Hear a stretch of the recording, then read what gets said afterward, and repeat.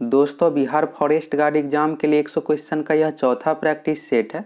आप इस practice set को पूरा बनाइए। इसमें आपके लिए जो टारगेट है 100 में से 75 प्लस क्वेश्चन की। पहला क्वेश्चन है, भारत में राज्य के मुख्यमंत्री राष्ट्रपति चुनाव में मतदान के लिए पात्र नहीं है यदि। सभी चार ऑप्शन को देख लीजिए। एग्जाम में निगेटिव मार्किंग भी है, 1/3 निगेटिव मार्किंग है, इसलिए आप सभी क्वेश्चन को अटैम्प्ट नहीं कीजिएगा। जिसका आंसर आपको पता है सिर्फ वही क्वेश्चन को अटैम्प्ट कीजिएगा। इसमें सभी विषय से टोटल 100 क्वेश्चन है। जीके एवं हिंदी सेक्शन में आपको 5 से 6 सेकंड का समय लेना है। मैथ एवं रीजनिंग सेक्शन में आपको 1 मिनट का समय लेना है। इस क्वेश्चन में जो पूछा जा रहा है, भारत में राज्य के मुख्यमंत्री राष्ट्रपति चुनाव में मतदान के लिए पात्र नहीं है यदि। राष्ट्रपति चुनाव में मतदान के लिए पात्र नहीं है, आपको बताना है। राष्ट्रपति चुनाव में जो शामिल होता है संसद के दोनों सदन यानी लोकसभा एवं राज्यसभा के निर्वाचित सदस्य, मनोनीत सदस्य शामिल नहीं होता है। राज्यसभा में राष्ट्रपति द्वारा 12 सदस्य मनोनीत किया जाता है, तो मनोनीत सदस्य शामिल नहीं होता है, सिर्फ निर्वाचित सदस्य। संसद के दोनों सदनों के निर्वाचित सदस्य और राज्य के विधानसभा के निर्वाचित सदस्य, लेकिन विधान परिषद का सदस्य इसमें शामिल नहीं होता है। इस क्वेश्चन का जो सही आंसर हो जाएगा उसे राज्य की विधान परिषद का सदस्य होना चाहिए। अगर मुख्यमंत्री राज्य के विधान परिषद का सदस्य है, राष्ट्रपति चुनाव में मतदान नहीं कर सकता है। सी ऑप्शन इसका सही हो जाएगा, बाकी सही ही है। अगला क्वेश्चन है, भारत में वीरता के 2 सर्वोच्च पुरस्कार है। भारत में वीरता के क्षेत्र में सर्वोच्च पुरस्कार जो है परमवीर चक्र है। सीधा से एग्जाम में पूछ लिया जाता है भारत में वीरता का सर्वोच्च पुरस्कार कौन सा है, तो परमवीर चक्र है। लेकिन इसमें आपको 2 यहाँ पर नाम दिया हुआ है, तो बताना है। पहला स्थान है परमवीर चक्र का, इसके बाद है महावीर चक्र, वीर चक्र, अशोक चक्र, कीर्ति चक्र, शौर्य चक्र। इस तरह से सीरियल से याद रख लीजिएगा। पहला स्थान पे हो जाएगा परमवीर चक्र, दूसरे स्थान पर महावीर चक्र, इसके बाद वीर चक्र, अशोक चक्र, कीर्ति चक्र, शौर्य चक्र। इस क्वेश्चन का जो सही आंसर हो जाएगा डी ऑप्शन, परमवीर चक्र तथा महावीर चक्र। अगला क्वेश्चन है, बिहार राज्य में गंगा के किनारे स्थित जिलों की संख्या है। यह क्वेश्चन 65वीं बीपीएससी पीटी एग्जाम में पूछा गया था। बिहार पुलिस से रिलेटेड एग्जाम में भी यह क्वेश्चन रिपीट हो सकता है, इसको याद कर लीजिए। बिहार राज्य में गंगा के किनारे स्थित जिलों की जो टोटल संख्या है 12 है। जिला का नाम देख लीजिए, बक्सर, भोजपुर, सारण, पटना, वैशाली, समस्तीपुर, बेगूसराय, मुंगेर, खगड़िया, कटिहार, भागलपुर और लखीसराय। ये सभी जिला गंगा नदी के किनारे स्थित है। सही आंसर हो जाएगा 12। एक क्वेश्चन और पूछा गया था, बिहार के किस जिला में सर्वाधिक गंगा नदी की लंबाई है, तो पटना जिला में गंगा नदी की लंबाई सर्वाधिक है, 99 किलोमीटर है। यह भी याद रख लीजिएगा। गंगा के किनारे स्थित टोटल जिला की संख्या 12 और सर्वाधिक लंबाई जो है गंगा नदी की पटना जिला में 99 किलोमीटर। बिहार में गंगा नदी की कुल लंबाई जो है 445 किलोमीटर है, ये भी याद रख लीजिएगा। और गंगा नदी की टोटल लंबाई जो है 2525 किलोमीटर। अगला क्वेश्चन है, 2011 की जनगणना के अनुसार सर्वाधिक एवं न्यूनतम साक्षरता वाला राज्य कौन सा है। यहाँ पर 2 क्वेश्चन, एक है सर्वाधिक साक्षरता बताना और एक है दूसरा न्यूनतम साक्षरता। सर्वाधिक साक्षरता वाला राज्य जो है केरल है और न्यूनतम साक्षरता वाला राज्य है बिहार। सही आंसर जो हो जाएगा केरल, बिहार। केरल की जो साक्षरता दर है 94% है और बिहार की साक्षरता दर है 61.80। बिहार की साक्षरता दर बिल्कुल याद रख लीजिएगा, एग्जाम में पूछा जा सकता है। बिहार की जो साक्षरता दर है 61.80%, केरल की साक्षरता दर है 94%। और सर्वाधिक साक्षरता में दूसरे स्थान पर जो है मिजोरम है। पहले स्थान पर केरल है, दूसरे स्थान पर मिजोरम है। अगला क्वेश्चन है, भारतीय राष्ट्रीय आंदोलन पर इंडियन स्ट्रगल नामक पुस्तक लिखी गई थी। इस क्वेश्चन का जो सही आंसर हो जाएगा सुभाष चंद्र बोस द्वारा। फर्स्ट ऑप्शन इसका सही हो जाएगा। अगला क्वेश्चन है, जोजिला दर्रा किस राज्य में है। जोजिला दर्रा, बनिहाल दर्रा भारत के जम्मू कश्मीर राज्य में है। सही आंसर जो हो जाएगा फर्स्ट ऑप्शन, जम्मू कश्मीर। इसके बाद हिमाचल प्रदेश दिया हुआ, तो हिमाचल प्रदेश से रिलेटेड भी याद रख लीजिए, शिपकल्ला दर्रा, शिपकिल्ला दर्रा एवं रोहतांग दर्रा हिमाचल प्रदेश में है। नाथुल्ला दर्रा, जेलेपला दर्रा सिक्किम राज्य में है। इसके बाद उत्तराखंड में जो है लिपुलेख दर्रा उत्तराखंड में है। अगला क्वेश्चन है, तुलबुल परियोजना का संबंध है। तुलबुल परियोजना झेलम नदी पर है, भारत के जम्मू कश्मीर राज्य में। सही आंसर जो हो जाएगा इस क्वेश्चन का झेलम नदी। अगला क्वेश्चन है, भारत में शंकुधारी वन कहाँ पाए जाते हैं। भारत में शंकुधारी वन जो पाए जाते हैं हिमालय क्षेत्र में। सही आंसर जो हो जाएगा इस क्वेश्चन का हिमालय। अगला क्वेश्चन है, बोगीबील सेतु किस राज्य में है। बोगी बिल सेतु जो है भारत के असम राज्य में, सही आंसर जो हो जाएगा इस क्वेश्चन का सी ऑप्शन असम, ब्रह्मपुत्र नदी पर बना पुल है। अगला क्वेश्चन, एशियन डेवलपमेंट बैंक का मुख्यालय किस देश में स्थित है? एशियन डेवलपमेंट बैंक को शॉर्ट में जो कहा जाता है एडीबी भी कहा जाता है इसको, इस तरह से एशियन डेवलपमेंट बैंक शॉर्ट में हो गया एडीबी, का मुख्यालय जो है फिलीपींस देश में है। ये ऑप्शन इसका सही हो जाएगा, फिलीपींस की राजधानी मनीला में है। यह भी याद रख लीजिएगा, एशियन डेवलपमेंट बैंक का जो मुख्यालय मनीला में, फिलीपींस देश की राजधानी है मनीला। अगला क्वेश्चन है, राजा भोज निम्नलिखित में से किस राजवंश से संबंधित थे? राजा भोज जो संबंधित थे परमार वंश से, बी ऑप्शन इसका सही हो जाएगा। यहाँ पर सी और डी ऑप्शन जो है गलत टाइप हो गया है। अगला क्वेश्चन, एक व्यक्ति ग्राम पंचायत की सदस्यता के लिए चुनाव लड़ना चाहता है, उसकी उम्र कितनी होनी चाहिए? सभी ऑप्शन देख लीजिए। ग्राम पंचायत की सदस्यता के लिए यानी मुखिया हो गया, वार्ड सदस्य, पंचायत समिति, यह सभी ग्राम पंचायत के अंतर्गत आते हैं। तो ग्राम पंचायत की सदस्यता के लिए चुनाव लड़ने के लिए जो न्यूनतम उम्र का कंडीशन है, इस क्वेश्चन का जो सही आंसर हो जाएगा सी ऑप्शन 21 वर्ष। यहाँ से कुछ और आपको पॉइंट याद रखना है, एग्जाम में उम्र से रिलेटेड क्वेश्चन पूछा जाता है। फर्स्ट ऑप्शन में दिया हुआ 18 वर्ष, मतदान यानी वोट देने के लिए जो न्यूनतम उम्र का कंडीशन 18 वर्ष है। ग्राम पंचायत की सदस्यता यानी मुखिया का चुनाव हो गया, पंचायत समिति, वार्ड सदस्य, इन सभी का चुनाव लड़ने के लिए न्यूनतम उम्र का जो कंडीशन 21 वर्ष होना चाहिए। इसके बाद 25 वर्ष यहाँ पर दिया हुआ है। तो विधानसभा एवं लोकसभा का सदस्य बनने के लिए न्यूनतम उम्र जो होना चाहिए 25 वर्ष, यानी एमपी एवं एमएलए का चुनाव लड़ने के लिए जो उम्र होना चाहिए 25 वर्ष होना चाहिए। एमएलए हो जाता है बिहार विधानसभा में यानी राज्य विधानसभा में, और एमपी हो जाता है लोकसभा में। विधान परिषद एवं राज्यसभा का चुनाव लड़ने के लिए न्यूनतम उम्र जो होना चाहिए 30 वर्ष होना चाहिए। राष्ट्रपति, उपराष्ट्रपति एवं राज्यपाल बनने के लिए न्यूनतम उम्र का कंडीशन है 35 वर्ष। तो सीरियल से याद रख लीजिएगा, 18 वर्ष हो जाएगा वोट देने के लिए, 21 वर्ष हो जाएगा पंचायत चुनाव में, 25 वर्ष हो जाएगा लोकसभा एवं विधानसभा में, 30 वर्ष हो जाएगा विधान परिषद एवं राज्यसभा में, 35 वर्ष हो जाएगा राष्ट्रपति एवं उपराष्ट्रपति, राज्यपाल बनने के लिए न्यूनतम उम्र का कंडीशन है। सीरियल से याद रख लीजिएगा। अगला क्वेश्चन है, पटना हाईकोर्ट की स्थापना कब हुई थी? पटना हाईकोर्ट की जो स्थापना हुई थी, एग्जाम में क्वेश्चन पूछा जाता है। 3 फरवरी 1916 इस क्वेश्चन का सही आंसर होगा। तो इस तरह का अगर एग्जाम में क्वेश्चन पूछा जाता है सावधानी पूर्वक बनाइएगा। फर्स्ट ऑप्शन में यहाँ पर है 3 फरवरी 2016, जल्दबाजी में बनाइएगा तो गलत हो जाएगा, आपको लगेगा यहाँ पर 1916 दिया हुआ है। तो सही आंसर जो होगा सी ऑप्शन 3 फरवरी 1916। अगला क्वेश्चन है, मानस राष्ट्रीय उद्यान किस राज्य में है?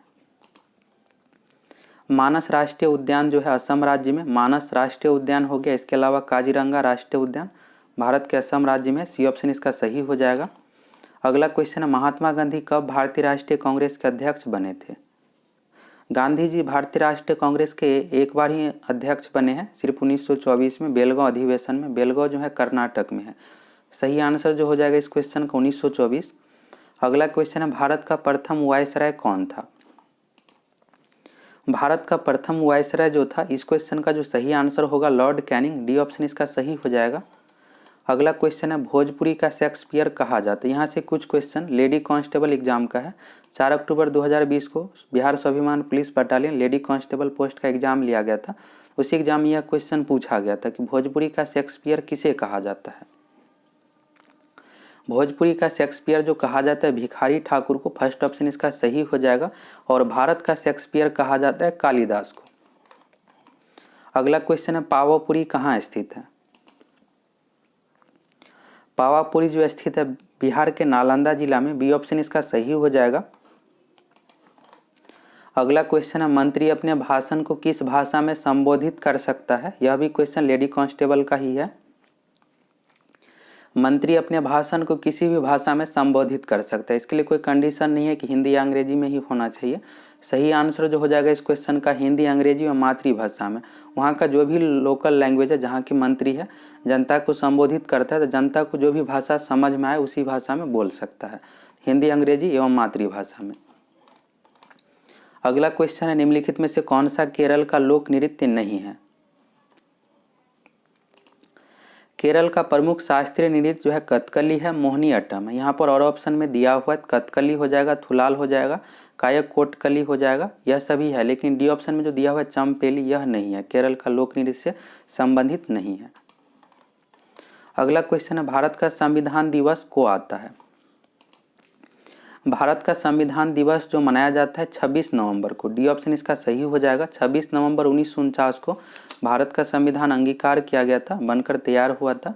उसी दिन से प्रत्येक वर्ष भारत का संविधान दिवस मनाया जाता है। 26 जनवरी को गणतंत्र दिवस मनाते हैं, 15 अगस्त को स्वतंत्रता दिवस मनाया जाता है। और एक पॉइंट याद रख लीजिएगा, 25 जनवरी को प्रत्येक वर्ष राष्ट्रीय मतदाता दिवस मनाया जाता है। अगला क्वेश्चन है, निम्नलिखित में से कौन सही ढंग से मिलाया गया है, यानी सही मिलान है इसमें से। यहाँ पर चट्टान का नाम दिया हो उसी से रिलेटेड यह क्वेश्चन है। फर्स्ट ऑप्शन में दिया हुआ है डोलोमाइट, आग्नेय यहाँ पर है तो आग्नेय चट्टान का उदाहरण नहीं है। डोलोमाइट जो है तलछटी चट्टान का उदाहरण है, तो फर्स्ट ऑप्शन यहाँ पर ये भी गलत हो गया। इसके बाद है ग्रेनाइट, ग्रेनाइट एवं बेसाल्ट जो है आग्नेय चट्टान का उदाहरण है, तलछटी का नहीं है। तलछटी चट्टान का उदाहरण है डोलोमाइट, बी भी यहाँ पर गलत हो गया। इसके बाद है नाइस या नीस, इसको नीस भी कहते हैं या नाइस, यह जो उदाहरण है रूपांतरित चट्टान का सही दिया हुआ। इसके बाद डी ऑप्शन में दिया हुआ सिस्ट, आग्नेय चट्टान, तो यह भी गलत है। सिस्ट जो है रूपांतरित चट्टान का उदाहरण है। रूपांतरित चट्टान में हो गया नाइस या नीस, सिस्ट हो गया, स्लेट हो गया, संगमरमर, यह सभी रूपांतरित चट्टान का उदाहरण है। आग्नेय चट्टान में हो जाता है ग्रेनाइट एवं बेसाल्ट, डोलोमाइट तलछटी चट्टान का उदाहरण है। सिर्फ सी ऑप्शन इसका सही दिया हुआ है, बाकी तीनों गलत दिया हुआ है। अगला क्वेश्चन है, बिहार में किसान सभा की स्थापना किनके द्वारा की गई। बिहार में प्रांतीय किसान सभा की स्थापना 1929 में स्वामी सहजानंद सरस्वती द्वारा की गई। बी ऑप्शन इसका सही हो जाएगा, स्वामी सहजानंद सरस्वती। वर्ष भी याद रख लीजिएगा 1929। अगला क्वेश्चन है, नदी का एक उथला विस्तार जो पैदल या गाड़ी से पार किया जा सके कहलाता है। इसे जो कहा जाता है, इस क्वेश्चन का जो सही आंसर हो जाएगा फियोर्ड, फर्स्ट ऑप्शन इसका सही हो जाएगा। अगला क्वेश्चन है, निम्नलिखित में से कौन सा कथन सही है। यहाँ पर 3 कथन दिया हुआ और आपको बताना है इसमें से कौन सा सही है। पहला कथन है 326 बीसी, बीसी को कहा जाता है ईसा पूर्व। 326 बीसी में सिकंदर ने भारत पर आक्रमण किया, यह कथन सही दिया हुआ है। इसके बाद है आम्भी यानी तक्षशिला का राजा ने सिकंदर और उनकी सेना का स्वागत किया, यह भी सही है। तीसरा कथन है सिकंदर की मृत्यु 332 बीसी में हुई, बीसी यानी ईसा पूर्व में हुई, गलत दिया हुआ है। सिकंदर की जो मृत्यु हुई थी 323 ईसा पूर्व में। एक और यहाँ से याद रख लीजिएगा, एडीज को जो कहा जाता है ईसवी कहा जाता है और बीसी को कहा जाता है ईसा पूर्व। तीसरा जो यहाँ पर कथन दिया हुआ है गलत दिया हुआ, पहला दूसरा सही है, तो सिर्फ 1 और 2 सही है। यहाँ पर बी ऑप्शन इसका सही हो जाएगा, केवल 1 2 दोनों पॉइंट याद रख लीजिएगा। सिकंदर ने भारत पर आक्रमण किया था 326 ईसा पूर्व में, सिकंदर की मृत्यु जो हुई थी 323 ईसा पूर्व में बेबीलोन में। अगला क्वेश्चन है, 2011 की जनगणना के अनुसार बिहार के किस जिले में सर्वोच्च घनी आबादी प्रति वर्ग किलोमीटर दर्ज की गई है। बिहार में सर्वोच्च घनी आबादी वाला जो जिला है शिवहर है, फर्स्ट ऑप्शन इसका सही हो जाएगा। शिवहर की जनसंख्या घनत्व जो 1880 प्रति वर्ग किलोमीटर, 1 वर्ग किलोमीटर में 1880 व्यक्ति निवास करते हैं। और सबसे कम जनसंख्या घनत्व वाला जिला है कैमूर है, कैमूर की जो जनसंख्या घनत्व है 488 है। दोनों क्वेश्चन एग्जाम में पूछा जाता है, सबसे कम ही पूछा जाता है। सबसे कम जनसंख्या घनत्व वाला जिला है कैमूर और सर्वाधिक है शिवहर। थर्ड ऑप्शन में यहाँ पर शेखपुरा दिया हुआ है, सबसे कम जनसंख्या वाला जिला है शेखपुरा। शेखपुरा की जो जनसंख्या है 6,36,000 और सर्वाधिक जनसंख्या वाला जिला है पटना। अगला क्वेश्चन है, वर्ष 2022 में फीफा विश्व कप का आयोजन कहाँ किया जाएगा। वर्ष 2022 में फीफा विश्व कप का आयोजन जो किया जाएगा कतर में, बी ऑप्शन इसका सही हो जाएगा। फीफा विश्व कप जो संबंधित है फुटबॉल खेल से। अगला क्वेश्चन है, वर्तमान में भारत में कितने राज्य और केंद्र शासित प्रदेश। एग्जाम के लिए यह भी क्वेश्चन इंपॉर्टेंट है। अभी वर्तमान समय में भारत में कुल राज्यों की जो संख्या है 28 राज्य है और केंद्र शासित प्रदेश की संख्या 8 है। सही आंसर जो हो जाएगा इस क्वेश्चन का 28 राज्य और 8 केंद्र शासित प्रदेश, फर्स्ट ऑप्शन इसका सही हो जाएगा। जम्मू कश्मीर अब राज्य नहीं है, जम्मू कश्मीर और लद्दाख 2 अलग अलग केंद्र शासित प्रदेश बन गया है, तो टोटल 9 हो गया था। इसके बाद क्या हुआ है कि 26 जनवरी 2020 को दादरा नगर हवेली एवं दमन दीव को दोनों को एक केंद्र शासित प्रदेश बना दिया गया है। 26 जनवरी 2020 को दादरा नगर हवेली एवं दमन दीव को विलय करके एक केंद्र शासित प्रदेश बना दिया गया है। इस कारण से अब टोटल केंद्र शासित प्रदेश की संख्या 8 है, तो यह भी याद रख लीजिएगा। टोटल केंद्र शासित प्रदेश 8 है और राज्यों की संख्या 28 है। दादरा नगर हवेली एवं दमन दीव की जो राजधानी है दमन है, यह भी एग्जाम में पूछा जा सकता है, तो राजधानी भी याद रख लीजिएगा दमन है और टोटल केंद्र शासित प्रदेश 8 है। अगला क्वेश्चन है, इंडियन प्रीमियर लीग आईपीएल 2020 का आयोजन कहाँ किया जा रहा है? आईपीएल 2020 का भी आयोजन जो किया जा रहा है संयुक्त अरब अमीरात के शहर में। फर्स्ट ऑप्शन इसका सही हो जाएगा। इसका शॉर्ट नेम है यूएई। यह भी पूछा जा सकता है, ऑप्शन में आपको संयुक्त अरब अमीरात नहीं दिया रहेगा, यूएई। यूएई का पूरा नाम यहाँ पर हुआ यूनाइटेड अरब अमीरात। संयुक्त अरब अमीरात की जो राजधानी अबू धाबी है, दुबई हो गया, शारजहाँ और अबू धाबी, तीनों शहर में आयोजन किया जा रहा है। अगला क्वेश्चन, आगामी ग्रीष्मकालीन ओलंपिक खेल का आयोजन कहाँ किया जाएगा? आगामी ग्रीष्मकालीन ओलंपिक खेल का आयोजन 2021 में जो किया जाएगा टोक्यो में, जापान की राजधानी टोक्यो में। यह जो आयोजन होना था 2020 में, लेकिन कोरोना के कारण से नहीं हो पाया। अब जो आयोजन किया जाएगा इसका अगले वर्ष 2021 में, जुलाई 2021 में जापान की राजधानी टोक्यो में आयोजन किया जाएगा। 2024 ग्रीष्मकालीन ओलंपिक खेल का जो आयोजन किया जाएगा फ्रांस की राजधानी पेरिस में। अगला क्वेश्चन है, कोशिका का रसोई घर किसे कहा जाता है? पादप कोशिका का रसोई घर जो कहा जाता है, इस क्वेश्चन का जो सही आंसर हो जाएगा हरित लवक, और हरित लवक का इंग्लिश नाम जो है क्लोरोप्लास्ट है। बी ऑप्शन इसका सही हो जाएगा, क्लोरोप्लास्ट। क्लोरोप्लास्ट की सहायता से पौधे प्रकाश संश्लेषण करता है और अपना भोजन बनाता है, इसलिए इसे पादप कोशिका का रसोई घर कहते हैं। अगला क्वेश्चन है, कृत्रिम हीरा किसे कहा जाता है? कृत्रिम हीरा जो कहा जाता है, इस क्वेश्चन का जो सही आंसर हो जाएगा सिलिकॉन कार्बाइड। बी ऑप्शन इसका सही हो जाएगा। अगला क्वेश्चन है, नींबू का डायबेक रोग का कारण होता है? नींबू का डायबेक रोग का जो कारण होता है जिंक यानी जस्ता। सही आंसर जो हो जाएगा इस क्वेश्चन का डी ऑप्शन, जस्ता की कमी। अगला क्वेश्चन है, जल सहसंयोजक की ज्यामितीय आकार क्या है? अच्छा सा क्वेश्चन है, एग्जाम में पूछा जा सकता है। सबसे पहले आपको यहाँ से यह याद रखना है, जल यानी H2O में जो बॉन्ड होता है, सहसंयोजक बंधन, कोवैलेंट बॉन्ड होता है इसमें। एग्जाम में सबसे अधिक यही पूछा जाता है कि H2O में कौन सा बॉन्ड होता है, तो कोवैलेंट बॉन्ड, हिंदी नाम सहसंयोजक बंधन होता है। अब यहाँ पर पूछा गया है कि ज्यामितीय आकार क्या होगा, बताना है इसमें से, तो कोणीय होता है। फर्स्ट ऑप्शन इसका सही हो जाएगा। कोण जो बनता है इसमें 104.5 डिग्री का, यह भी याद रख लीजिएगा। सबसे अधिक आपको यहाँ से यह याद रखना है कि जल में जो होता है सहसंयोजक बंधन। अगला क्वेश्चन है, विद्युत इस्त्री में क्या उपयोग होता है? विद्युत इस्त्री यानी प्रेस में, विद्युत प्रेस एवं विद्युत हीटर में जो प्रयोग किया जाता है नाइक्रोम का तार। बी ऑप्शन इसका सही हो जाएगा। विद्युत बल्ब में टंगस्टन का प्रयोग किया जाता है, टंगस्टन का फिलामेंट बना होता है विद्युत बल्ब में। अगला क्वेश्चन है, बैगनी रंग का तरंगदैर्ध्य होता है? बैगनी रंग का तरंगदैर्ध्य सबसे कम होता है और लाल रंग का तरंगदैर्ध्य सबसे अधिक होता है। तो इस क्वेश्चन का जो सही आंसर हो जाएगा सबसे कम, और बैगनी रंग का प्रकीर्णन सबसे अधिक होता है, लाल रंग का प्रकीर्णन सबसे कम होता है। बिहार दरोगा पीटी एग्जाम में पूछा गया था क्वेश्चन, किस रंग का प्रकीर्णन कम होता है, तो लाल रंग का होता है। तो एग्जाम में यहाँ से क्वेश्चन पूछा जाता है, तो अच्छे तरीके से याद रख लीजिएगा। बैगनी रंग का तरंगदैर्ध्य जो होता है सबसे कम होता है और प्रकीर्णन सबसे अधिक होता है बैगनी रंग का। अगला क्वेश्चन है, निम्न में से कौन सी रासायनिक घटना है? फर्स्ट ऑप्शन में दिया हुआ है जल का जमकर बर्फ बनना। अगर जल जमकर यहाँ पर बर्फ बनता है, फिर से अगर आप उसको गर्म कीजिएगा, गर्म होने पर क्या होगा, पिघल कर फिर से पानी बन जाएगा। तो यह जो है भौतिक परिवर्तन का उदाहरण है। इसके बाद है जलवाष्प का बनना, यह भी भौतिक परिवर्तन का उदाहरण है। दूध से दही का बनना, अगर एक बार दूध से दही बन गया तो फिर से आप उसको दूध नहीं बना सकते हैं, तो वापस अपने अवस्था में नहीं आ सकता है। सी ऑप्शन इसका सही हो जाएगा। दूध से दही का बनना, कागज का जलना, यह सभी रासायनिक परिवर्तन का उदाहरण, रासायनिक घटना। और लोहे पर जंग लगना भी रासायनिक घटना का उदाहरण है। पानी में चीनी का विलयन, तो पानी में अगर चीनी घुल जाता है, फिर से अगर आप आग पर पानी को देते हैं तो पानी गर्म होकर सभी उड़ जाएगा, यानी वाष्प बनकर उड़ जाएगा। इसके बाद आप चीनी को फिर से प्राप्त कर सकते हैं। अगला क्वेश्चन है, निम्नलिखित में से कौन सा पादप हार्मोन नहीं है? इसको भी आप अच्छे से याद रख लीजिएगा। यहाँ पर जो पादप हार्मोन है, साइटोकाइनिन भी है, एथिलीन भी है, इसके बाद जिब्रेलिन भी है, लेकिन इंसुलिन जो होता है यह मानव शरीर में होता है। इंसुलिन की कमी से मधुमेह रोग होता है और यह अग्नाशय से स्रावित होता है। यह हार्मोन है एक प्रकार का, इंसुलिन मानव शरीर का हार्मोन है, लेकिन तीनों जो ऑप्शन में दिया हुआ यह पादप हार्मोन का उदाहरण है। अगला क्वेश्चन है, क्रिकेट के बल्ले बनाने के लिए किस लकड़ी का प्रयोग किया जाता है?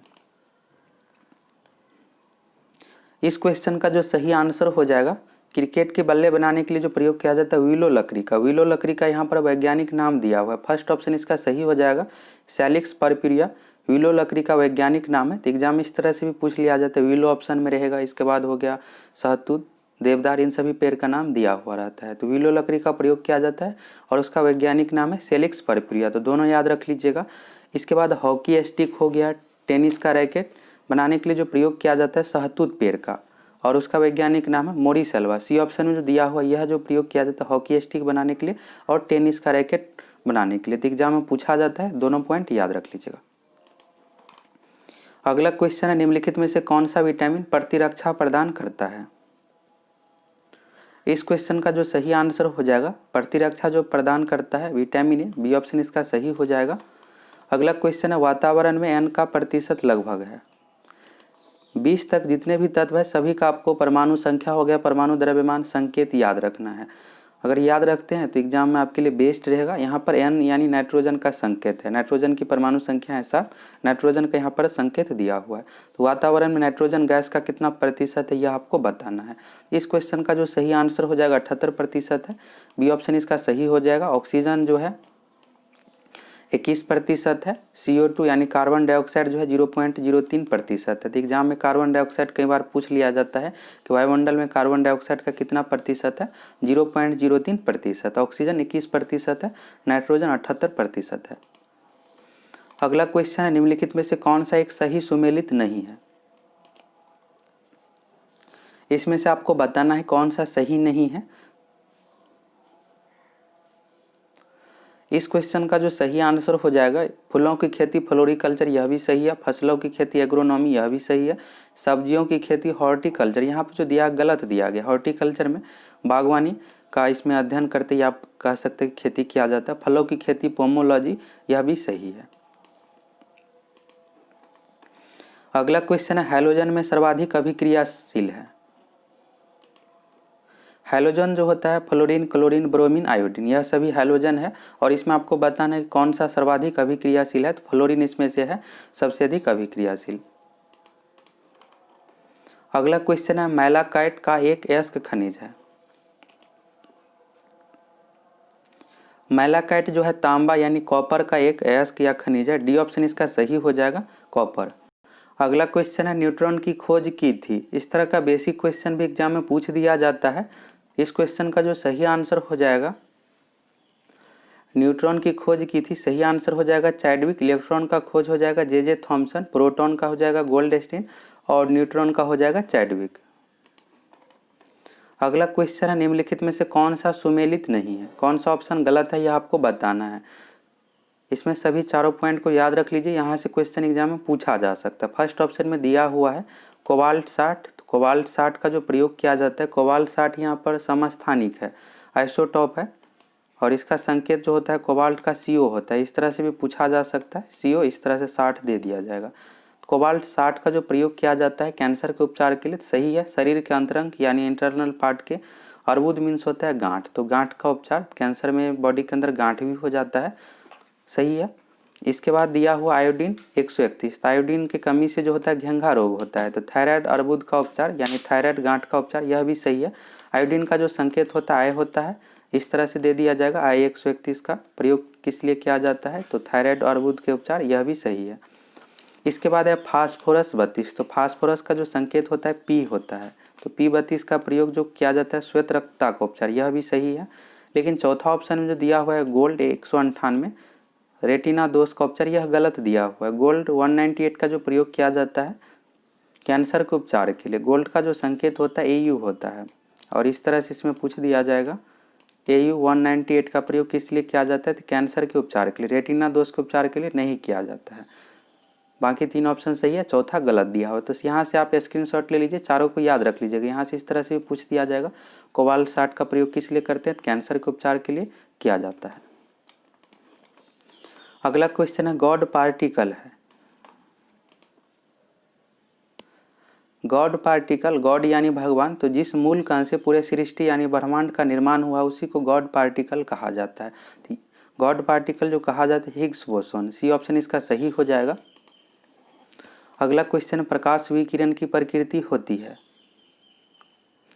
प्रकाश विकिरण की जो प्रकृति होती है तरंग एवं कण दोनों के समान, सी ऑप्शन इसका सही हो जाएगा। प्रकाश एक तरंग है और इसमें कण का भी गुण पाया जाता है। अगला क्वेश्चन है श्यानता की इकाई है। श्यानता की जो इकाई है, फर्स्ट ऑप्शन इसका सही नहीं होगा। श्यानता की जो इकाई है पोआइज है, डी ऑप्शन इसका सही हो जाएगा। फर्स्ट ऑप्शन जो यहाँ पर दिया हो पोआइजुली, यह श्यानता गुणांक की इकाई है। श्यानता गुणांक की ऐसा मात्रक है पोआइजुली और श्यानता की ऐसा यूनिट है पोआइज। अगला क्वेश्चन है मानव शरीर में श्वसन पिगमेंट को क्या कहा जाता है? मानव शरीर में श्वसन पिगमेंट को जो कहा जाता है हीमोग्लोबिन, डी ऑप्शन इसका सही हो जाएगा। अगला क्वेश्चन है भारत में पर्यावरण संरक्षण अधिनियम कब पारित हुआ? 5 क्वेश्चन पर्यावरण पारिस्थितिकी जैव विविधता से रिलेटेड पूछा जाएगा। उसका वीडियो आप लोगों को उपलब्ध करवा दिए, अगर आप नहीं देखें जरूर देख लीजिएगा। 5 क्वेश्चन अगर आप उस वीडियो को अच्छे तरीके से क्लियर कर लेते हैं, 5 क्वेश्चन एग्जाम के लिए आपका क्लियर हो जाएगा। 5 क्वेश्चन पर्यावरण पारिस्थितिकी जैव विविधता टॉपिक से पूछा जाएगा। क्वेश्चन है भारत में पर्यावरण संरक्षण अधिनियम कब पारित हुआ? पर्यावरण संरक्षण अधिनियम भारत में जो पारित हुआ 1986 में। फर्स्ट ऑप्शन इसका सही हो जाएगा। अगला क्वेश्चन है जीव जो सूरज के प्रकाश की उपस्थिति में अपना भोजन बनाते हैं कहलाता है? ऊर्जा का जो मुख्य स्रोत है सूरज है। सूरज से पेड़ पौधे को ऊर्जा प्राप्त होता है, पेड़ पौधे से फिर हम लोगों को ऊर्जा प्राप्त होता है। तो यहाँ पर पूछा जा रहा है जीव जो सूरज के प्रकाश की उपस्थिति में अपना भोजन बनाते हैं कहलाता है? उत्पादक इसे कहा जाता है, बी ऑप्शन इसका सही हो जाएगा। हरे पेड़ पौधे उत्पादक का उदाहरण है और उत्पादक पर जो डिपेंड है यानी उत्पादक को खाएगा। यहाँ पर हरे पेड़ पौधे को कौन खाएगा? हिरन, हिरन को, इसके बाद बाघ, इस तरह से। तो उसको जो कहा जाता है उपभोक्ता कहा जाता है। उपभोक्ता को मरने के बाद सड़ा गला के जो नष्ट करेगा, जैसे हो गया जीवाणु, कवक हो गया, तो उसको जो कहा जाता है अपघटक। यहाँ पर विघटक ऑप्शन में दिया हुआ है। इसके बाद परजीवी, तो जो दूसरे जीव पर निर्भर रहता है उसको परजीवी कहा जाता है। सही आंसर इस क्वेश्चन का जो हो जाएगा उत्पादक हो जाएगा। और खाद्य श्रृंखला में जो सीरियल होता है इस तरह से उत्पादक होता है, उत्पादक के बाद उपभोक्ता, उपभोक्ता के बाद होता है अपघटक। अगला क्वेश्चन ऊर्जा का पिरामिड हमेशा होता है। एग्जाम के लिए यह क्वेश्चन इंपॉर्टेंट है। ऊर्जा का पिरामिड हमेशा जो होता है सीधा होता है, ये ऑप्शन इसका सही हो जाएगा। खाद्य श्रृंखला में ऊर्जा का प्रवाह एक दिशीय होता है। बिहार दरोगा पीटी एग्जाम यह दोनों क्वेश्चन पूछा गया है। फॉरेस्ट गार्ड में भी यह क्वेश्चन पूछा जा सकता है, याद रख लीजिएगा। ऊर्जा का पिरामिड हमेशा सीधा होता है और खाद्य श्रृंखला में ऊर्जा का प्रवाह एक दिशीय होता है। एक दिशात्मक भी दिया जा सकता है ऑप्शन में। अगला क्वेश्चन है निम्नलिखित में से कौन एक दिशात्मक खाद्य श्रृंखला का प्रतिनिधित्व करता है?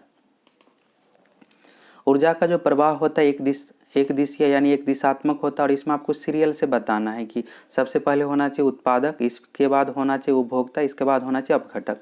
यही सीरीज आपको इसमें बताना है। फर्स्ट ऑप्शन जैसे यहाँ पर दिखेगा जीवाणु है। जीवाणु जो है अपघटक का उदाहरण, जो कि शुरू में दे दिया गया गलत है। इसके बाद है घास, हिरन, शेर, यह सही है।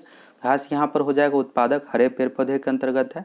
हिरन यहाँ पर जो है प्राथमिक उपभोक्ता है और हिरन को कौन खाएगा? तो शेर। तो शेर यहाँ पर द्वितीयक उपभोक्ता हो गया। इस तरह से यहाँ पर सीरियल से है। थर्ड ऑप्शन में देखिएगा हिरन, तो हिरन यहाँ पर उपभोक्ता पहले दे दिया गया, लेकिन होना चाहिए कौन? तो अपघटक शुरू में होना चाहिए। चौथा ऑप्शन में देखिएगा अगर आप, तो यहाँ पर घास है। घास है मेढक, तो मेढक जो है कीड़े मकोड़े को खाता है, घास को नहीं। घास को जो है टिड्डा खाएगा, यहाँ पर कीट खाएगा घास को। चौथा ऑप्शन यहाँ पर गलत दिया हुआ है, सिर्फ बी सही है। तो यह सीरियल से है। अगला क्वेश्चन है विश्व पृथ्वी दिवस प्रतिवर्ष मनाया जाता है। विश्व पृथ्वी दिवस प्रतिवर्ष जो मनाया जाता है 22 अप्रैल को विश्व पृथ्वी दिवस मनाया जाता है, 22 मार्च को विश्व जल दिवस मनाया जाता है और 5 जून को विश्व पर्यावरण दिवस मनाया जाता है, 22 मई को विश्व जैव विविधता दिवस मनाते हैं। अगला क्वेश्चन है निम्नलिखित में से विषम शब्द का चयन कीजिए। अब यहाँ से मैथ रीजनिंग का क्वेश्चन है, इसके बाद 20 क्वेश्चन हिंदी का भी है। इस क्वेश्चन में आपको बताना है कौन सा विषम है। चेन्नई, मुंबई और विशाखापत्तनम, तीनों जो शहर है समुद्र के किनारे है लेकिन दिल्ली नहीं है, तो सही आंसर जो हो जाएगा दिल्ली हो जाएगा। अगर आप दूसरा व्यू से देखिएगा, दिल्ली जो है केंद्र शासित प्रदेश है, तो उस अकॉर्डिंग भी दिल्ली ही इसका आंसर होगा। अगला क्वेश्चन है निम्न श्रृंखला में से विषम संख्या चुनिए। यहाँ पर आपको बताना है कौन सा सीरीज में से गलत है। तो मैथ रीजनिंग का सभी क्वेश्चन को आप जरूर बनाइए, 1 मिनट का आपको समय लेना है, वीडियो को रोक करके आप जरूर बनाइएगा। चलिए इसमें देखते हैं कौन सा सीरीज लागू हुआ है। तो यहाँ पर अगर आप देखिएगा 6 और 9 है, तो यहाँ पर 3 प्लस किया गया है। इसी तरह से 9 और 12 में 3 प्लस किया गया है, 12 में 15 3 जोड़ा गया है, इसके बाद 15 में 18 3 प्लस किया गया। 18 में अगर आप 3 प्लस कीजिएगा तो यहाँ पर जो होगा 21 होगा, लेकिन यहाँ पर दिया कितना गया है? 22 दिया गया है, तो 22 जो है यहाँ पर गलत है। सी ऑप्शन इसका सही हो जाएगा 22। अगला क्वेश्चन है 6:29 समानुपात 24 और अनुपात क्या होगा आपको बताना है। तो यहाँ पर आपको यह ध्यान देना है 6 और 29 के बीच क्या रिलेशन है, वही रिलेशन आपको 24 के बीच ऑप्शन में से बताना है। 6 को 29 बनाने के लिए आपको क्या करना पड़ेगा, पहली बात तो यहाँ पर आप स्क्वायर कर सकते हैं, फिर यहाँ पर 24 का स्क्वायर कीजिएगा तो बहुत ज़्यादा हो जाता है, 24 का स्क्वायर करने में 576 हो जाएगा, उस अकॉर्डिंग यहाँ पर ऑप्शन नहीं दिया हुआ है। तो अब चलिए इसमें गुना ही करना पड़ेगा। तो 6 में 5 से गुना कीजिएगा तो 30 होता है, 30 में से घटा दीजिएगा 29 होगा। इसी तरह से देख लीजिए 24 में अगर आप 5 से गुना करते हैं, 24 में 5 से गुना करने पर कितना होगा तो 120 होगा, एक माइनस करना है तो 119। अब 119 ऑप्शन में दिया हुआ तो इस कारण से आंसर हो जाएगा, अगर नहीं दिया हुआ रहता तो फिर दूसरा कुछ चेक करके आपको करना पड़ता।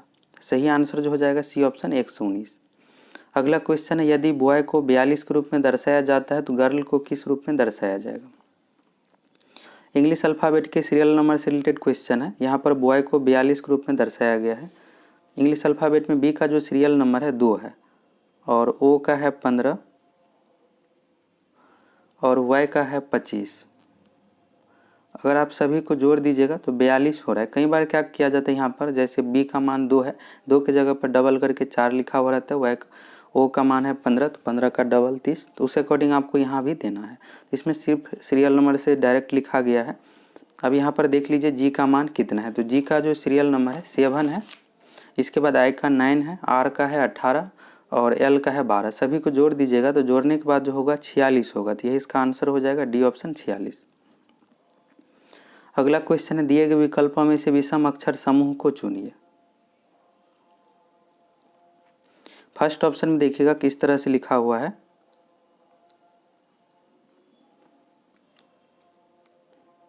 एक्स जेड डब्ल्यू वाई है। तो एक्स में अगर आप +2 कीजिएगा तो जेड होता है, जेड में से -3 कीजिएगा तो डब्ल्यू होगा, फिर वाई में +2 की डब्ल्यू में +2 कीजिएगा तो वाई होगा। तो यहाँ पर जो फर्स्ट ऑप्शन में किया गया है एक्स है, तो एक्स में अगर आप +2 करते हैं जेड होगा, फिर जेड में क्या किया गया है -3 किया गया है, -3 करने पर डब्ल्यू हो रहा है यहाँ पर, और डब्ल्यू में +2 फिर कीजिएगा तो वाई हो जाएगा।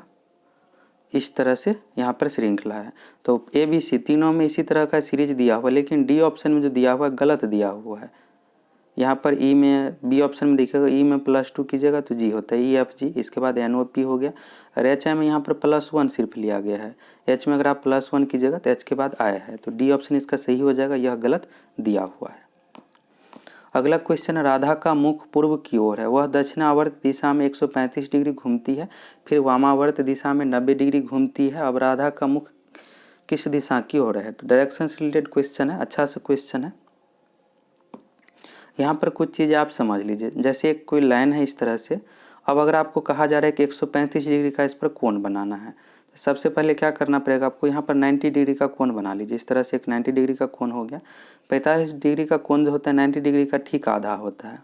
इस तरह से अगर 90 डिग्री का कोण है, कोई एक लाइन है इस तरह से, तो इस पर अगर आप सीधा एक कोई लाइन इस तरह से रख देते हैं तो 90 डिग्री का कोण बन गया यहाँ पर।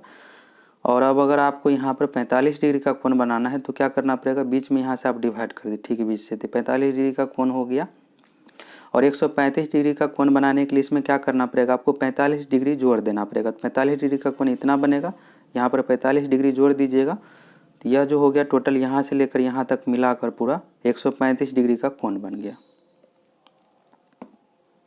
अगर कोई लाइन इस तरह से है तो 135 डिग्री का जो कोण बनेगा इस तरह से बनेगा, इतना कोण जो हो गया 135 डिग्री का हो गया। अब चलिए इसमें कहा जो जा रहा है राधा का मुख पूर्व की ओर है, पूर्व डायरेक्शन में, इस तरह से राधा का मुख पूर्व की ओर है, वह दक्षिणावर्त दिशा में, एक होता है दक्षिणावर्त, एक होता है वामावर्त। दक्षिणावर्त मीन्स होता है दाहिना राइट होता है, और वामावर्त मीन्स होता है बायां लेफ्ट होता है।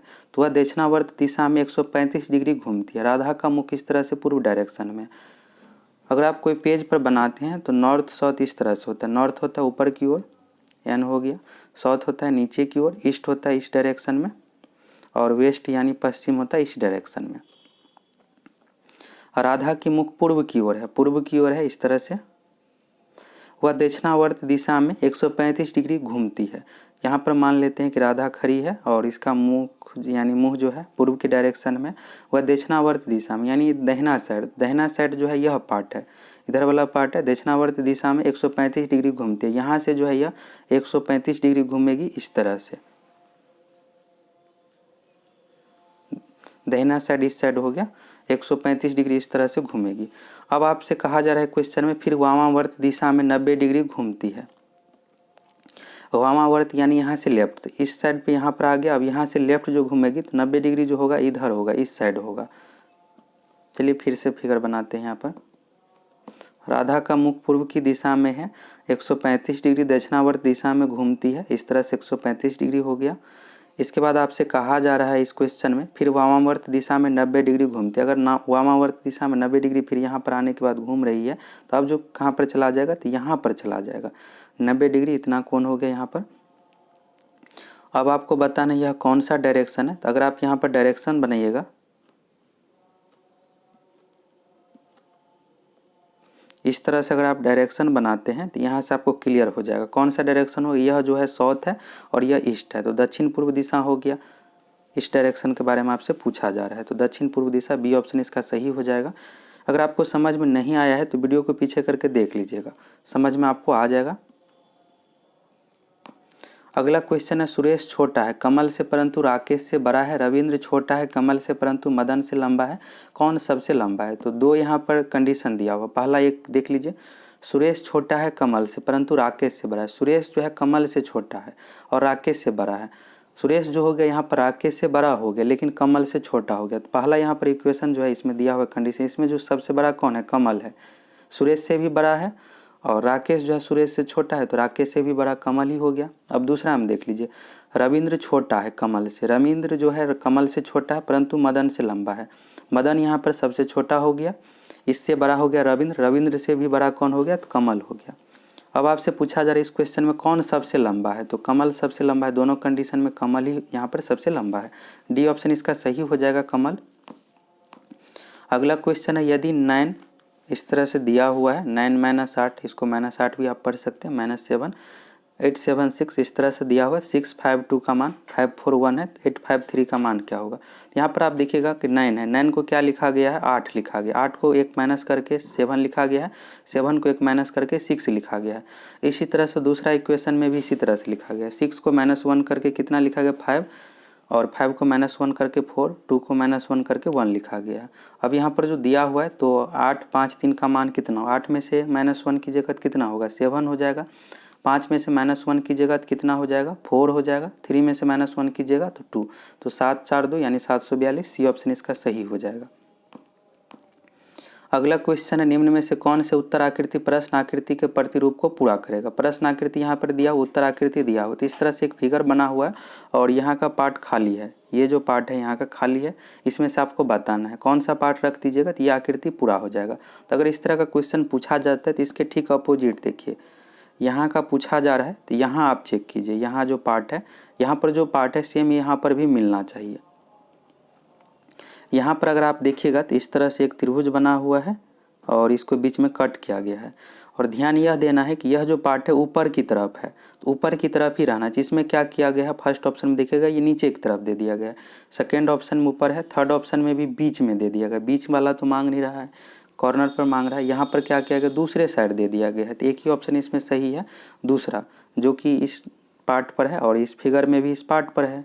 बाकी ये जो पहले से इतना फिगर है बना हुआ, ये इतना में आ जाएगा पहले से, दूसरा ऑप्शन इसका सही हो जाएगा।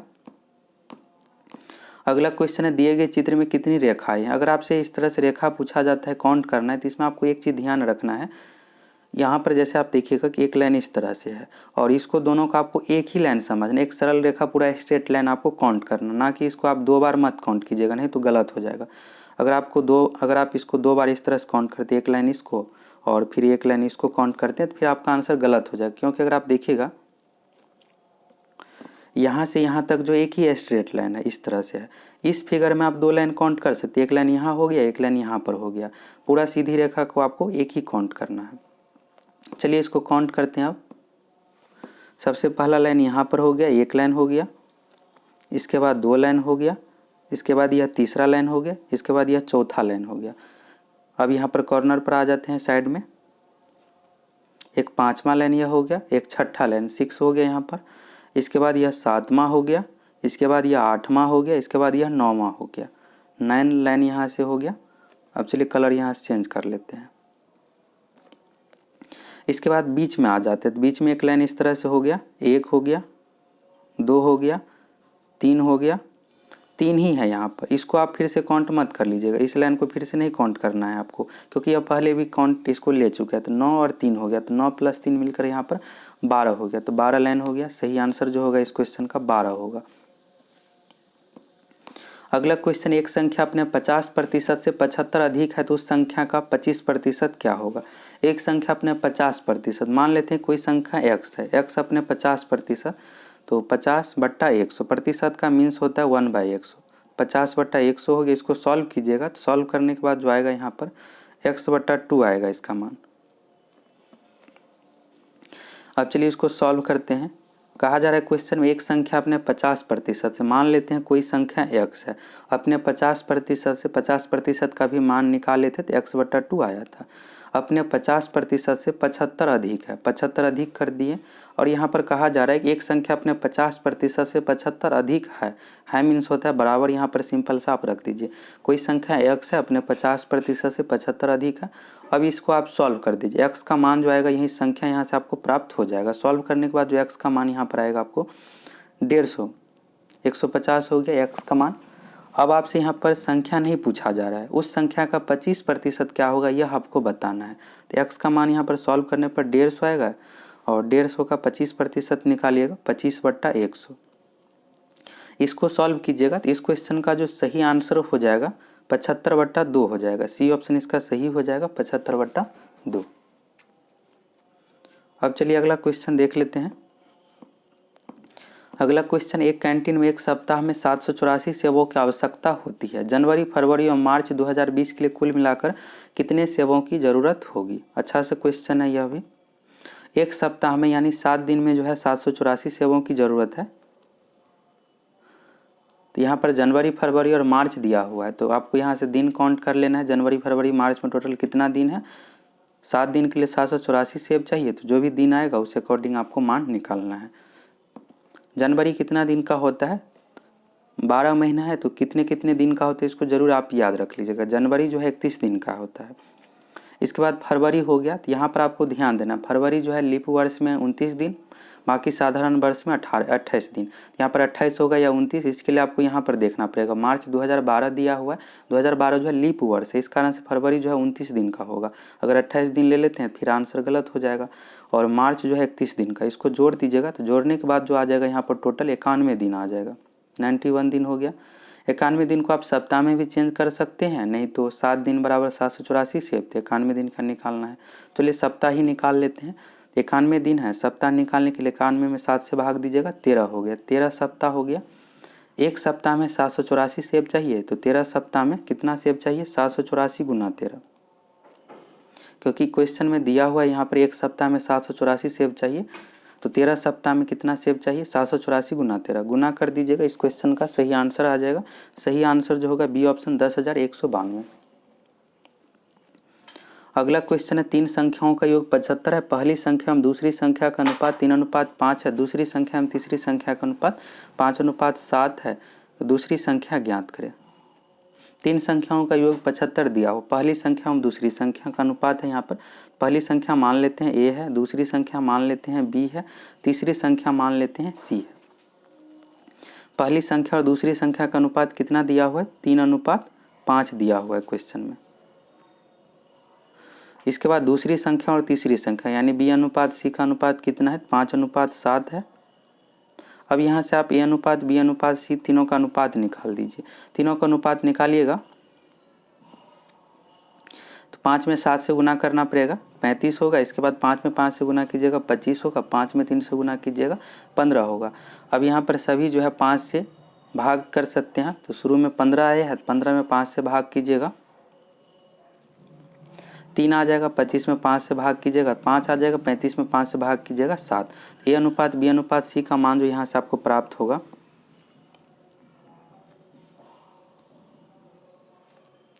3:5:7। अब आपसे जो पूछा जा रहा है दूसरी संख्या ज्ञात करें। 3:5:7 है, यहाँ पर संख्या का रेशियो है। तीनों संख्या का योग 75 है, तो 3:5 और 7 तीनों को जोड़ दीजिए, 5 3 8 7 15 हो गया। 15 यहाँ पर 15 यूनिट का मान हो गया कितना, 75 हो गया। आपसे पूछा जा रहा है दूसरी संख्या ज्ञात करें, यानी 5 का मान आपको बताना है। 15 का मान 75 है, तो उस अकॉर्डिंग आपको 5 का मान बताना है। 5 का मान यहाँ से जो हो जाएगा 25 हो जाएगा। A अनुपात B अनुपात C इसमें जो आएगा 3 अनुपात 5 अनुपात 7, फिर सॉल्व कर दीजिएगा। सही आंसर जो हो जाएगा 25। अगला क्वेश्चन 1 से 50 तक की संख्याओं का योग क्या होगा। यहाँ पर लगातार प्राकृतिक संख्या 1 से लेकर 50 तक, इसका योग आपको बताना है। चलिए इसको सॉल्व करते हैं। तो लगातार अगर प्राकृतिक संख्या दिया हुआ रहेगा तो उसका जो योगफल होता है n × n+1/2 होता है। 1 से लेकर 50 तक है, 50 × n+1 यानी 50 + 1 51 हो जाएगा बट्टा 2। तो 50 × 51/2 इसको सॉल्व कीजिएगा तो 50 को 2 से भाग दीजिएगा 25 होगा। 25 में 51 से गुना कीजिएगा तो 1275 आ जाएगा। इस क्वेश्चन का जो सही आंसर होगा 1275 होगा। सी ऑप्शन इसका सही हो जाएगा। अगला क्वेश्चन है, एक गांव की जनसंख्या 6500 है। इसमें पहले वर्ष में 10% वृद्धि कर दी जाती है एवं दूसरे वर्ष में 20% वृद्धि होती है, तो 2 वर्ष बाद गांव की कुल जनसंख्या क्या होगी। इस तरह का क्वेश्चन को कैसे बनाना है इसको सीख लीजिए। चक्रवृद्धि ब्याज में जो सूत्र का प्रयोग करते हैं इसी सूत्र की सहायता से इस क्वेश्चन को सॉल्व करेंगे। ए बराबर जो सूत्र होता है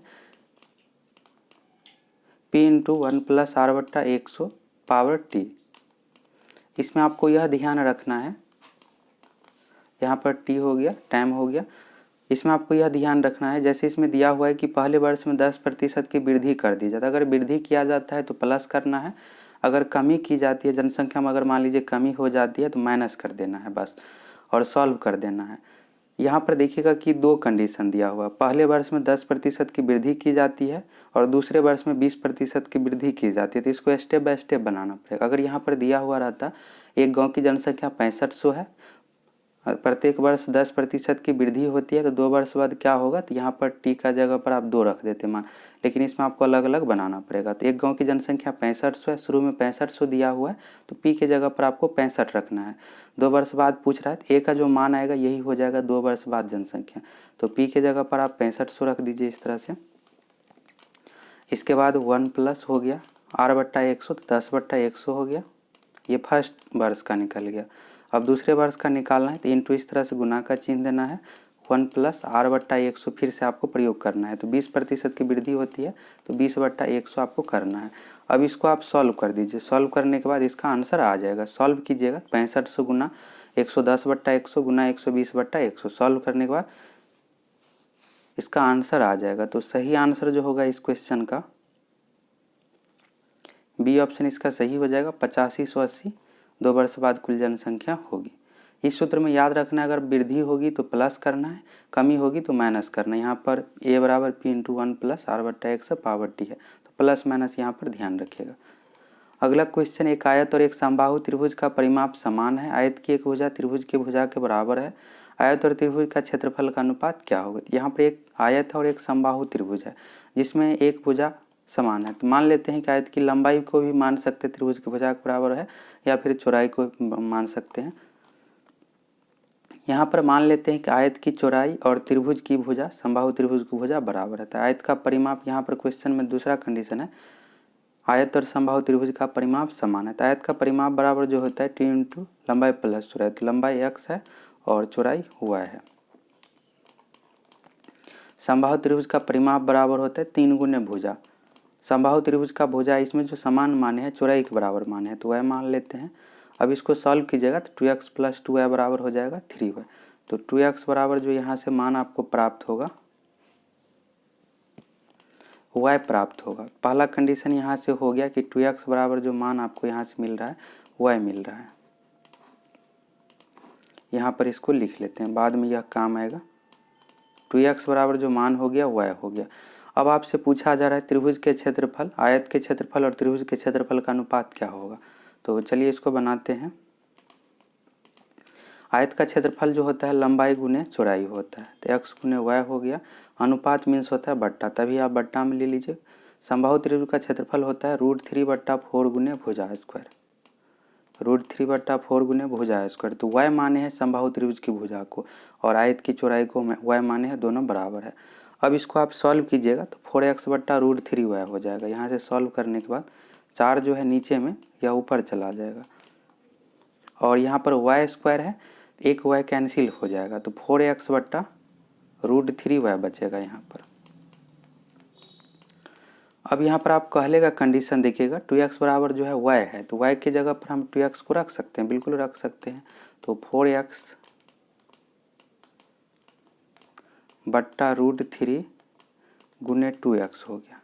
अब इसको आप सॉल्व कर दीजिए, तो 2x से 4x को काटिएगा तो 2 बच जाएगा, 2:3 इसका आंसर हो गया। तो सी ऑप्शन इसका सही हो जाएगा, 2:√3। 2x बराबर y कहाँ से आया है, तो शुरू में दिया हुआ है यहाँ पर आयत की एक भुजा और त्रिभुज की एक भुजा के बराबर है, तो ये हो गया। और इसके बाद है आयत और समबाहु त्रिभुज का परिमाप समान है, तो आयत का परिमाप होता है 2 × लंबाई प्लस चौड़ाई यानी 2x + 2 है, बराबर त्रिभुज का परिमाप यानी 3 गुने भुजा तो 3 गुने y। सॉल्व करने पर 2x बराबर y आ जाएगा, तो सही आंसर जो हो जाएगा 2:√3। अगला क्वेश्चन देख लीजिए, घातांक करने से संबंधित है। क्वेश्चन है 3 की पावर n गुना 9 की पावर n + 1 भागा 3 की पावर n - 1 गुना 9 की पावर n - 1 का मान होगा। अच्छा सा क्वेश्चन, इसको सॉल्व कीजिए। इसको 2 स्टेप में सॉल्व करते हैं। सबसे पहले इसका मान निकाल लेते हैं, फिर इसका मान निकाल लेंगे। भागा है तो भागा में क्या होता है, पावर माइनस हो जाता है। और यहाँ पर एक चीज़ आपको ध्यान देना, यहाँ पर 3 है और यहाँ पर 9 है, तो 9 को क्या करना पड़ेगा, 3 में चेंज करना पड़ेगा। बेस यानी आधार आप सेम कर लीजिए, इसके बाद सॉल्व कर सकते हैं। इसी तरह यहाँ पर 3 है और यहाँ पर 9 है, तो इसको भी बेस सेम कर लेना है। चलिए बनाते हैं। 3 की पावर n है और इसके बाद 9 का पावर n + 1 है, तो इसको इस तरह से लिखेंगे 3 की पावर n गुना 9 को 3 का पावर 2 लिख सकते हैं, बिल्कुल लिख सकते हैं। 3 का स्क्वायर होता है 9। इसके बाद यहाँ पर कोष्ट का प्रयोग कर लीजिए और n + 1 हो गया। अब इसको सॉल्व करना है, तो 3 का पावर n गुना 2 से क्या करना पड़ेगा, इस पूरे में गुना कर देना पड़ेगा n + 1 में, तो गुना करिएगा तो 3 का पावर 2n हो जाएगा प्लस 2 हो जाएगा। अब इसको सॉल्व कीजिएगा तो यहाँ पर बेस सेम हो गया, 3 है यहाँ भी बेस और यहाँ भी 3 है। आधार अगर सेम रहता है तो गुना में जुट जाता है, तो 3 का पावर यहाँ पर इस तरह से जोड़कर लिख दीजिए 3 का पावर n + 2n + 2। अब इसको सॉल्व कीजिएगा तो n है और 2n है, तो n + 2n 3n हो गया प्लस 2, तो 3 का पावर 3n + 2 हो गया। इसका मान यहाँ पर कितना आ गया, अलग से यहाँ पर लिख लेते हैं। इसको सॉल्व करने के बाद जो मान यहाँ पर आ गया है 3 का पावर 3n + 2 आ गया है। अब यहाँ पर इसको सॉल्व करते हैं, तो इसको सॉल्व कीजिएगा तो सॉल्व करने के बाद मान जो आएगा इसका, चलिए बेसिक से देख लीजिए। इस तरह से लिखेंगे और इसको डायरेक्ट यहाँ पर सॉल्व कर रहे हैं। 9 को क्या लिखेंगे, 3 का पावर 2 लिखेंगे और n - 1 में पूरा से गुना होगा, तो 2 से गुना करिएगा तो 2n हो गया। इसके बाद 3 का पावर -1 हो गया, इस तरह से हो जाएगा। अब इसको आप सॉल्व कीजिएगा, सभी जगह देखिएगा कि पावर यहाँ पर बेस में जो है 3 ही है, तो पावर क्या होगा, जुट जाएगा। तो कितना हो जाएगा यहाँ पर n - 1 हो गया, इसके बाद हो गया प्लस में 2n और इसके बाद यहाँ पर हो गया, यहाँ पर जो होगा -2 होगा, यहाँ पर -2 हो गया। अब इसको आप सॉल्व कीजिएगा तो n है और 2n है, तो 3 का पावर जो हो गया यहाँ पर 3n हो गया और -1 और -2 मिलकर कितना हो गया, -3 हो गया। तो 3 का पावर 3n - 3 इसका मान आ गया। इसको सॉल्व करने पर जो मान आया है 3 के पावर 3n + 2 और इसको सॉल्व करने पर जो मान आया है यहाँ पर 3 का पावर 3n - 3 आया है। अब एक चीज़ यहाँ पर देखिएगा कि भागा का चिन्ह का प्रयोग हुआ, यानी इसको आप बट्टा में भी लिख सकते हैं दोनों को। तो भागा में क्या होता है, अगर बेस सेम यानी आधार सेम है तो पावर जो है घट जाता है। तो यहाँ पर देखिएगा कि 3 यहाँ भी आधार में है और यहाँ भी 3 है आधार में, तो पावर जो होगा घट जाएगा। तो 3 इस तरह से लिखेंगे और 3 का पावर n + 2 है और यहाँ पर जो बाद में है उसको घटा देना है, तो माइनस चिन्ह के साथ। तो माइनस में 3n से गुना कीजिएगा तो -3n हो जाएगा और माइनस से -3 में गुना कीजिएगा तो +3 हो जाएगा। अब यहाँ पर आप देखिएगा 3n है और -3n, इसको आप कह सकते हैं कट गया या फिर 3n में से -3n गया तो 0 बच गया। +2 है और +3 है, तो कितना बच जाएगा, 3 का पावर 5 बच जाएगा। तो 3 का पावर 5 यानी 243 हो गया। सही आंसर जो हो जाएगा इस क्वेश्चन का 243 हो जाएगा। यहाँ पर आपको ध्यान यह देना है, ये दोनों जो है 3n और -3n कैंसिल हो जाएगा, बचता है 2 और 3, तो 2 3 5 हो गया, 3 का पावर 5 बराबर 243। अगर समझ में नहीं आया होगा तो वीडियो को पीछे करके देख लीजिएगा। 243 इसका सही आंसर हो जाएगा। अगला क्वेश्चन, यदि वृत्त ए और बी की त्रिज्या 1:1 के अनुपात में है तो वृत्त ए और बी के क्षेत्रफल का अनुपात होगा। वृत्त का क्षेत्रफल बराबर जो होता है पाई स्क्वायर होता है। यहाँ पर त्रिज्या का रेशियो दिया हुआ है, तो जो भी त्रिज्या का रेशियो दिया हुआ रहता है अगर आप उसका स्क्वायर कर देते हैं तो वही क्षेत्रफल का भी अनुपात हो जाता है। तो यहाँ पर क्या करना पड़ेगा, 1.2 का स्क्वायर कर दीजिए, अनुपात का इस तरह से चिन्ह, और 1 का स्क्वायर कर दीजिए, यही क्षेत्रफल का अनुपात हो जाएगा। तो 1.2 मीन्स यहाँ पर 12 का स्क्वायर कर दीजिए, तो 12 का स्क्वायर होता है 144। अब दशमलव बैठाना है तो 2 अंक बाद यहाँ पर हो जाएगा 1.44। इसके बाद यहाँ पर रेशियो का चिन्ह होगा, 1 का स्क्वायर 1 ही होता है, तो 1.44 अनुपात 1 यही क्षेत्रफल का अनुपात हो गया। सी ऑप्शन इसका सही हो जाएगा। अगला क्वेश्चन है, राम ने अपनी घड़ी 20% की हानि पर 320 रुपये में बेची, 20% का लाभ प्राप्त करने के लिए घड़ी का विक्रय मूल्य क्या होगा। यहाँ पर 20% की हानि पर बेच रहा है और 320 रुपया दिया हुआ है। विक्रय मूल्य 320 रुपया दिया हुआ है, तो क्रय मूल्य जो यहाँ पर आ जाएगा 400 रुपया आ जाएगा। और इसके बाद कहा जा रहा है 20% का लाभ प्राप्त करने के लिए घड़ी का विक्रय मूल्य कितना होगा। तो 20% का लाभ तो 400 गुना 120/100, इसको सॉल्व कर दीजिएगा तो 480 आ जाएगा, लेकिन कोई भी ऑप्शन में 480 नहीं दिया हुआ है। तो इस क्वेश्चन का जो सही आंसर होगा 480 होगा, यहाँ पर कोई भी ऑप्शन सही नहीं है। अगला क्वेश्चन ग्राफ से संबंधित है 75 से 77 तक। यहाँ पर दिया हुआ है, नीचे दिया गया पाई चार्ट किसी विद्यार्थी द्वारा एक परीक्षा में विभिन्न विषयों में प्राप्त किए गए अंकों को दर्शाता है। यदि उसके द्वारा कुल प्राप्तांक 540 थे तो निम्न प्रश्नों का उत्तर दीजिए। ध्यान जो देना है, यहाँ पर टोटल अंक कितना है 540 और यहाँ पर ग्राफ दिया हुआ है। पाई चार्ट से रिलेटेड यह क्वेश्चन है। गणित विषय में प्राप्तांक कितना है आपको बताना है इस क्वेश्चन में। गणित का यहाँ पर कोण देख लीजिए, गणित का जो कोण है यहाँ पर 90 डिग्री है और टोटल जो वृत्त में होता है 360 डिग्री। तो 360 डिग्री का मान यहाँ पर आपको सिंपल सा यह समझना है, कुल अंक जो दिया हुआ है 540, यानी टोटल मिलाकर यहाँ से लेकर सभी का मिलाकर 540 दिया हुआ है। तो 360 डिग्री बराबर जो है यहाँ पर 540 है। तो 90 का आपको मान निकालना है, क्योंकि गणित विषय का जो कोण है यहाँ पर 90 डिग्री है, तो 90 का मान निकालना पड़ेगा। तो 90 का मान निकालने के लिए क्या करना पड़ेगा, 540/360 गुना 90। अब इसको सॉल्व कर दीजिएगा, यही इस क्वेश्चन का सही आंसर हो जाएगा। अब क्या करना पड़ेगा, यहाँ पर 90 से 360 को काटिएगा 4 होगा, 540 को 4 से भाग दीजिए, यही इसका आंसर आ जाएगा। तो सही आंसर जो होगा इस क्वेश्चन का 135, सी ऑप्शन इसका सही हो जाएगा। अगला क्वेश्चन है, विज्ञान एवं हिंदी विषय में प्राप्त अंकों का अनुपात कितना है। विज्ञान और हिंदी विषय में पूछा जा रहा है। अगर इस तरह से रेशियो पूछा जाएगा तो अंक निकालने की कोई ज़रूरत नहीं है। यहाँ पर जो भी केंद्रीय कोण दिया हुआ है उसी से अकॉर्डिंग आप मान निकाल सकते हैं। पूछा जा रहा है किस विषय में, देख लीजिए, विज्ञान एवं हिंदी विषय में पूछा जा रहा है। तो विज्ञान का कोण कितना डिग्री है, 80 डिग्री है। पहले विज्ञान रखना है, अनुपात मीन्स होता है बट्टा दे देना है, और हिंदी विषय में पूछा जा रहा है तो हिंदी का है 70। सॉल्व कर दीजिएगा, 8:7 आ गया। अगर आप अंक भी निकालिएगा तो अंक निकालने के बाद भी इतना ही आंसर आएगा, 8:7 के रेशियो में है। सही आंसर जो होगा इसमें कोई भी ऑप्शन सही नहीं है, डी ऑप्शन इसका सही हो जाएगा। उपर्युक्त में से कोई नहीं, मान निकालने पर 8:7 आपको आएगा। अगला क्वेश्चन है, किस विषय में सबसे कम अंक मिला है।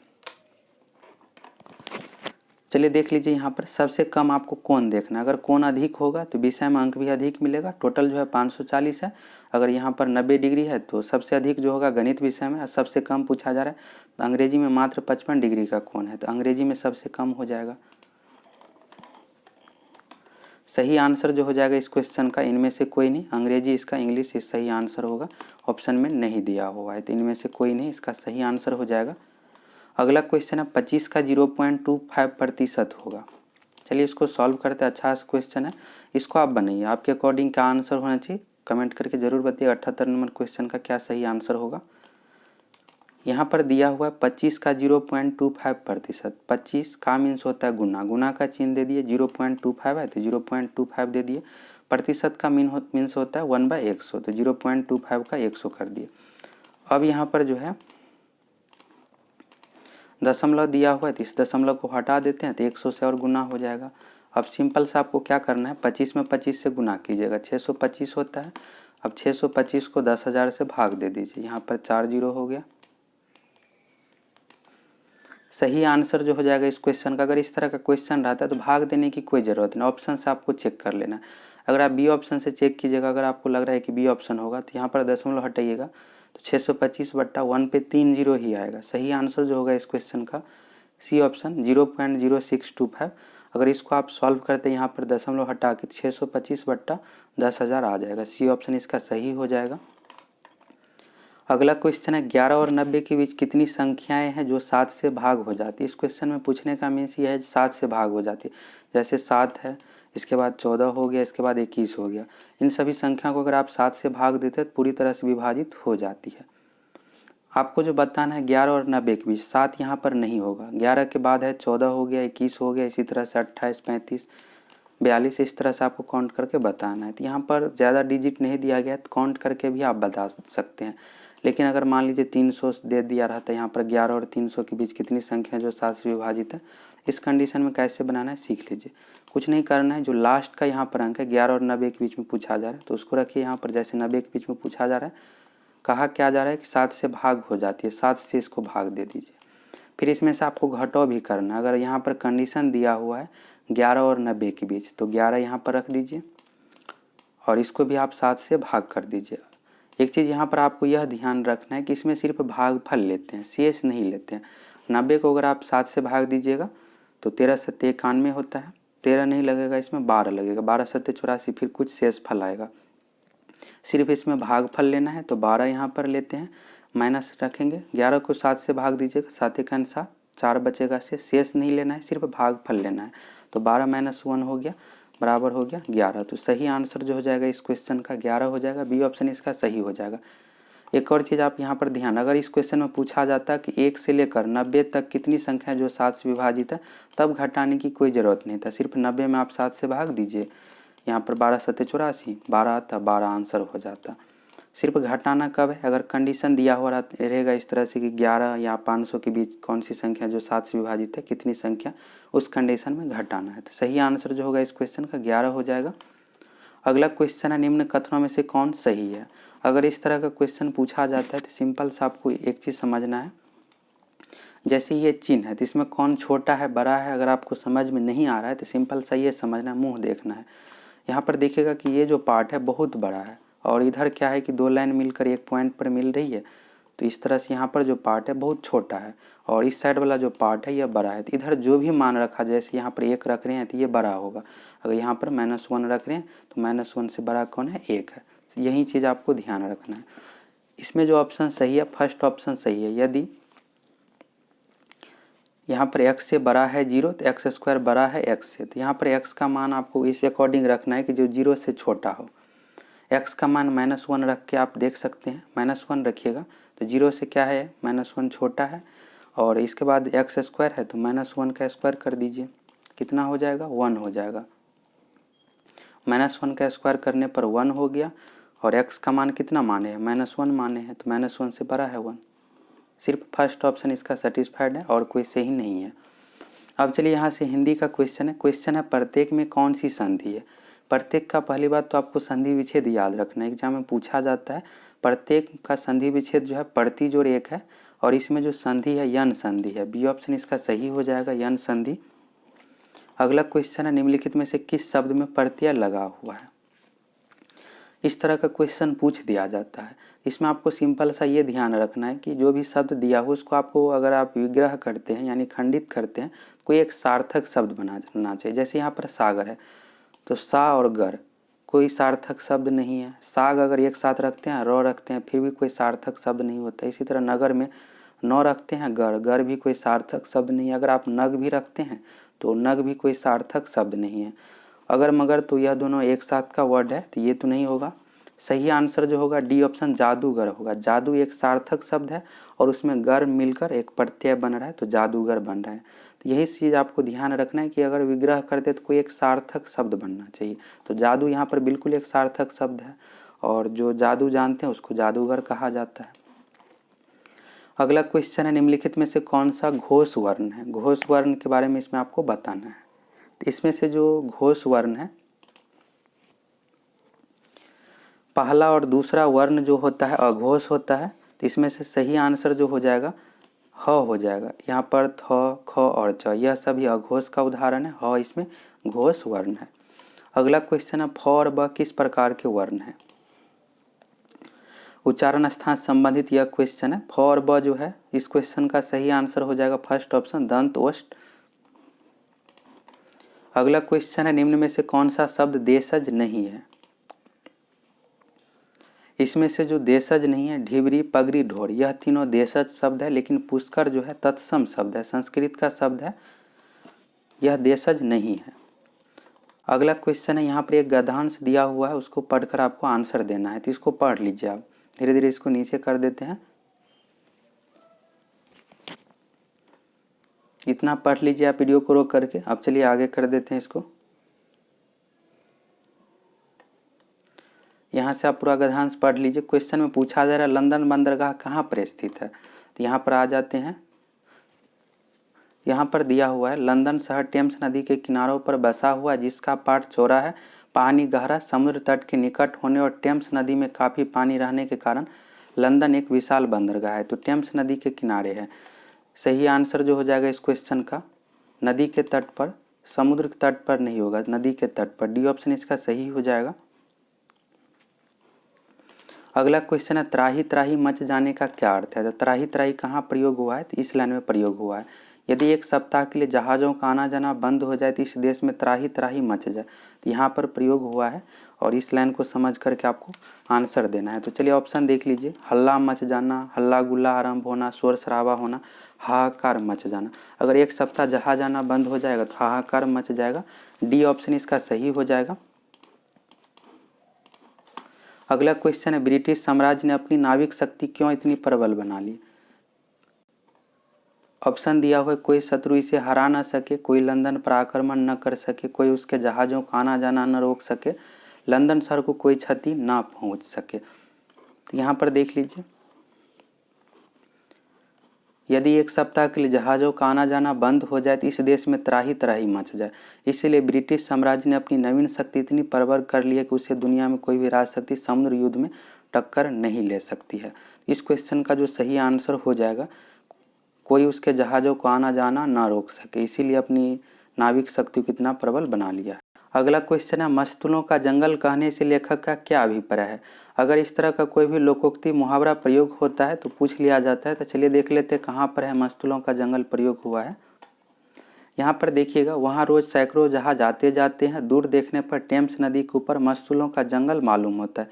यहाँ से पृथ्वी की सभी दिशाओं का माल जाता है और वहाँ से आता है। तो चलिए उस अकॉर्डिंग देख लेते हैं ऑप्शन के अकॉर्डिंग कौन सा आंसर होगा। इस क्वेश्चन का जो सही आंसर हो जाएगा, असंख्य मस्तूल, यानी असंख्य मस्तूल, यानी बहुत ज़्यादा संख्या में मस्तूल है जिसको आप काउंट नहीं कर सकते हैं। अगला क्वेश्चन है, निम्न में से जंगल का पर्यायवाची नहीं है। इस क्वेश्चन का क्या आंसर होगा आप कमेंट करके बताइएगा।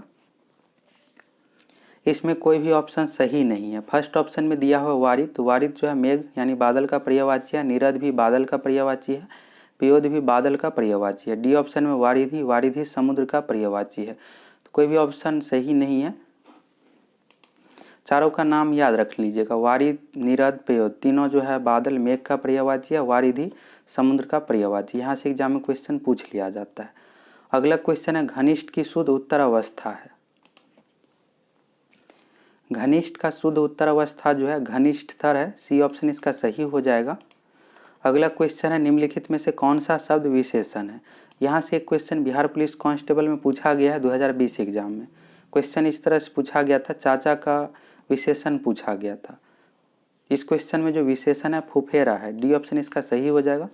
फूफा शब्द का विशेषण होता है फुफेरा, चाचा शब्द का विशेषण होता है चचेरा। अगला क्वेश्चन है, वह घर से बाहर गया, इस वाक्य में कौन सा कारक है? कारक का चिन्ह आपको याद रखना है। तो यहाँ से से चिन्ह देखना है, से यहाँ पर है तो से कौन से कारक में होता है? करण में होता है और आपादान में होता है। दोनों में से कौन सा होगा? तो करण में क्या होता है कि जिसके द्वारा कोई काम हो, करण में काम होता है। लेकिन आपादान में क्या होता है कि जिससे कोई वस्तु अलग हो। यहाँ पर आप देखिएगा, वह घर से बाहर गया, घर में पहले से था, अब घर से बाहर आ गया है, तो यानी घर से अलग हो गया है, तो आपादान होगा। डी ऑप्शन इसका सही हो जाएगा। अगला क्वेश्चन है, हिंदी वर्णमाला में स्वर की संख्या है। हिंदी वर्णमाला में स्वर की जो संख्या है 11 है। विभिन्न बुक में अलग अलग दिया हुआ, कुछ बुक में 10 भी दिया हुआ, लेकिन अगर आपसे एग्जाम में पूछा जाता है तो एग्जाम में आपको 11 ही देना है, क्योंकि ज़्यादातर बुक में इसका जो आंसर दिया हुआ है 11 ही दिया हुआ है और 11 ही माना जाता है।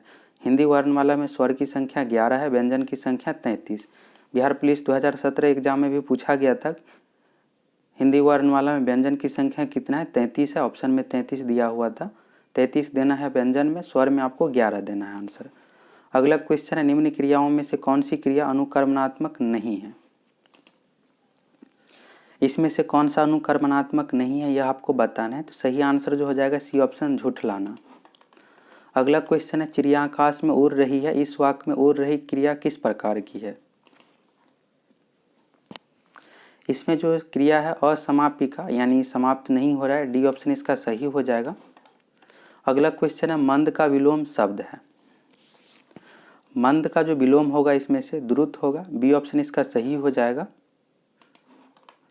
अगला क्वेश्चन है, जो ईश्वर में विश्वास रखता हो उसे क्या कहा जाता है? तो जो ईश्वर में विश्वास रखता है उसको जो कहा जाता है आस्तिक। डी ऑप्शन सही हो जाएगा। जो ईश्वर में विश्वास नहीं रखता उसको जो कहा जाता है नास्तिक। अगला क्वेश्चन, रामायण और महाभारत का समय खाली स्थान में बताना है। हो गया है, पर ये ग्रंथ अभी तक नए हैं। इस क्वेश्चन का जो सही आंसर हो जाएगा कालातीत। कालातीत यानी समय बहुत बीत चुका है। अगला क्वेश्चन, अंडे का शहजादा का अर्थ है। इस तरह से टोटल 100 क्वेश्चन देख लिया। अब आप लोग कमेंट करके बताइएगा कि 100 में से आप कितना क्वेश्चन सही बना पाए। एग्जाम जो लिया जाएगा 16 दिसंबर 2020 को, पहले 13 दिसंबर को निर्धारित था, लेकिन बिहार एसएससी इंटर लेवल का मेंस एग्जाम हो रहा है, इस कारण से 3 दिन बाद 16 दिसंबर 2020 को एग्जाम लिया जाएगा। अब मात्र 1 महीने का समय बचा है, तो अच्छे तरीके से सीरियस रूप से तैयारी में लग जाइए। 16 दिसंबर 2020 बुधवार को 2 पाली में एग्जाम लिया जाएगा। 5 लाख के अप्रॉक्स इसमें टोटल फॉर्म फिलअप हुआ है। इस क्वेश्चन का जो सही आंसर होगा, अंडे का शहजादा का जो अर्थ होता है अनुभवहीन व्यक्ति। डी ऑप्शन इसका सही हो जाएगा।